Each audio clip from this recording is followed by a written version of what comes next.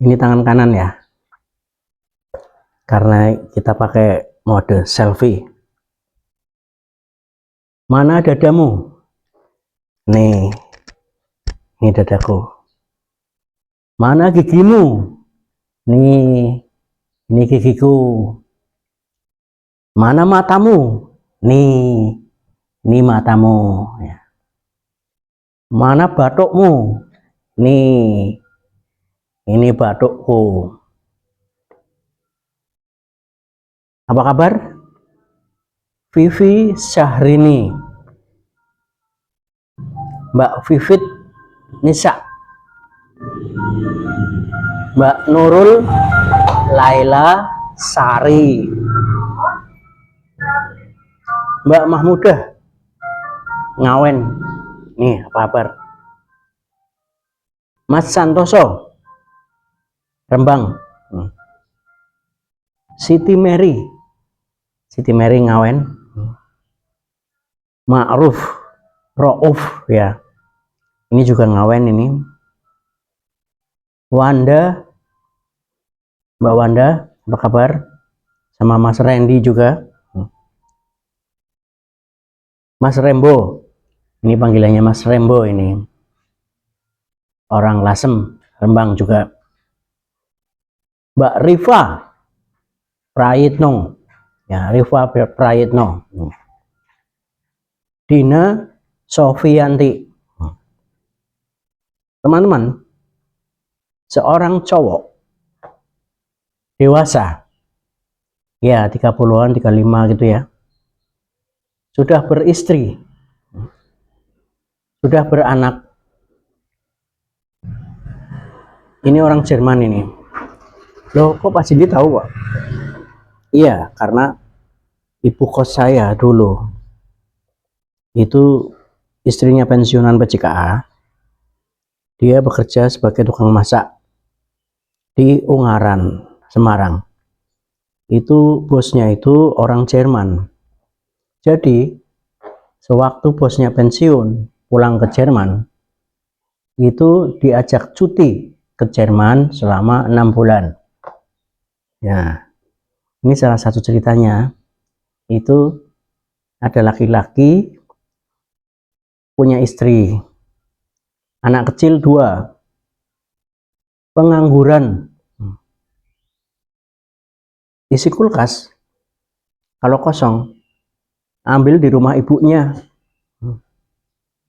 Istri kerja seadanya, si ibu selalu welcome, ngambil beras, ngambil minyak, ngambil buah-buahan. Tapi si ibunya ini kadangkala curhat sama ibu kos saya ini. Ini loh, anak pertama malah pengangguran, punya anak masih makan anaknya pakai apa. Akhirnya jatuh-jatuhnya minta ke ibu juga gitu. Itu satu cerita. Cerita kedua, seperti antibody. Antibody adalah protein pelindung yang diproduksi oleh sistem kekebalan tubuh untuk melawan zat asing yang berbahaya seperti bakteri, virus. Jadi Anda kalau sakit pusing, ya kan, yang sifatnya tidak sakit yang besar, jangan langsung minum obat saat sakit. Jangan buru-buru minum obat. Ya, penyakit-penyakit ringan seperti itu tubuh memiliki mekanisme pertahanan alami. Ya, penanganan mandiri dulu aja. Istirahat yang cukup, minum air putih sebanyak-banyaknya, makan bergizi. Nah, kurangi stres itu dulu. Kalau udah selesai dan masih berkelanjutan baru minum obat itu. Jadi kekebalan diri itu sudah tumbuh dulu. Itu cerita yang kedua. Cerita yang ketiga, petani. Ini tentang petani. Petani itu banyak yang mengandalkan obat-obatan. Jadi dia sedikit-sedikit obat, dikit-dikit pestisida, dikit-dikit obat. Jadi bukan mengandalkan tanah yang subur, bukan mengandalkan bibit yang unggul, bukan mengandalkan perawatan yang benar. Ini sering terjadi pada petani-petani. Cerita ketiga, keempat, seperti burung merpati.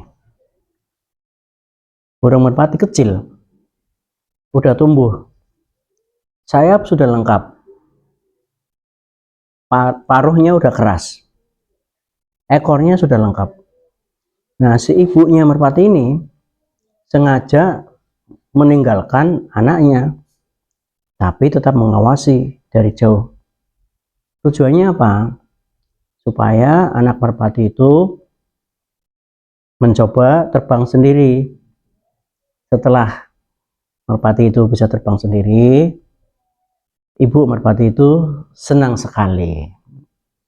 Nah, teman-teman, apa garis merah dari 4 cerita tadi adalah kita ini ya, manusia ya, sering kali rasa kasih sayang kita kepada anak kita itu besar sekali. Menyuapi, menggendong, menuntun, melindungi anak kita. Tapi apa yang kita lakukan itu bukan untuk kepentingan anak kita, bukan atas kemampuan anak kita, bukan atas harga diri dan kemampuan diri anak kita. Akhirnya anak kita menjadi lemah, anak kita tidak mandiri, bahkan sampai dewasa dia masih tergantung dengan orang tuanya.